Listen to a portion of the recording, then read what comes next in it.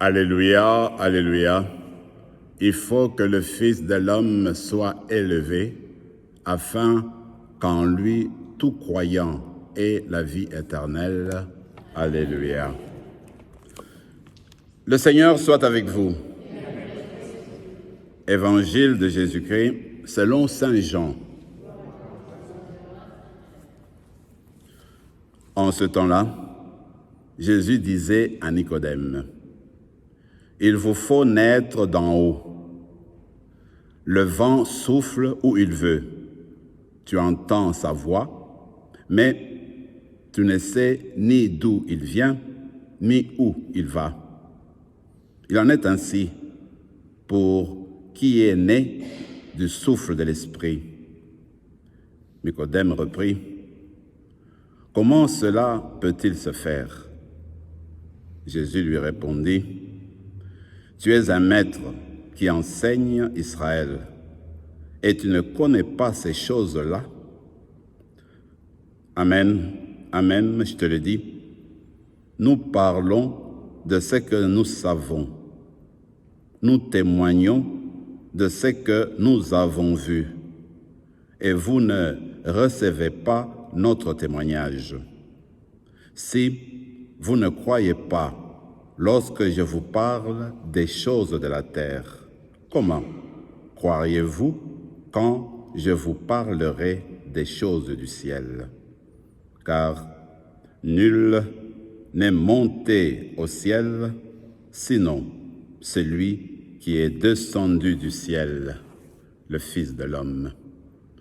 De même que le serpent de bronze fut élevé par Moïse dans le désert, ainsi faut-il que le Fils de l'homme soit élevé, afin qu'en lui tout homme qui croit ait la vie éternelle.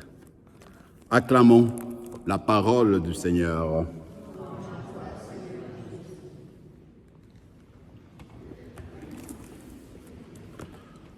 Nous avons commencé cet évangile depuis hier sur la rencontre ou l'échange entre Jésus avec Nicodème. Une chose qui me frappe, qui a été dit hier et puis aujourd'hui encore, en fait, quand on vient de la terre, quand on vient d'un milieu où on a vécu, dans notre existence, on ne peut rendre notre expérience qu'à partir de ce que nous avons vécu. Ce que tu n'as jamais vu, ce que tu n'as pas perçu, tu ne peux pas le rendre, tu ne peux pas le témoigner, tu vois. Alors c'est pourquoi Jésus dit en fait, ce qui est terre est terrestre. Alors, nous comme les êtres humains, nous sommes venus de la terre, nous sommes des êtres humains. Il n'y a personne d'entre nous, à partir de ce que nous sommes, que nous pouvons naître de Dieu, de nous-mêmes. Impossible. La naissance comme enfant de Dieu, cela est un don de Dieu. C'est Dieu qui permet que par le souffle de l'Esprit, alors nous commençons une nouvelle naissance. Parce qu'il y a eu la naissance, d'accord, comme être humain, nous tous comme être humain avec nos parents, mais là, avec la présence de l'Esprit, avec le souffle de l'Esprit, nous avons une seconde naissance. Et ce qui rend possible cette naissance-là, c'est l'Esprit de Dieu. Et c'est le souffle de Dieu. Alors aujourd'hui, chacun, chacune de nous est invité à se rappeler cela, qu'en fait, nous sommes des enfants de Dieu par la foi de l'Esprit, par la voix de l'Esprit, par le souffle de l'Esprit. Et Dieu, quand il nous regarde ce que nous sommes aujourd'hui, eh bien, il continue encore aujourd'hui à nous souffler de son esprit pour que justement, dans notre vie de tous les jours, nous continuons à suivre le chemin qu'il nous propose pour justement faire connaître la présence de l'Esprit du Seigneur justement au milieu de nous. Regardez, il y a Saint Ignace de Loyola qui disait une belle chose. Il disait ceci: nous avons besoin à chaque moment de recevoir le souffle de Dieu, qui est l'Esprit de Dieu. Mais maintenant, pour être en mesure de recevoir l'Esprit de Dieu, il faut être léger. Il ne faut pas être rempli de toi-même, rempli de ton orgueil, rempli de la suffisance, rempli du passé, de ta vie.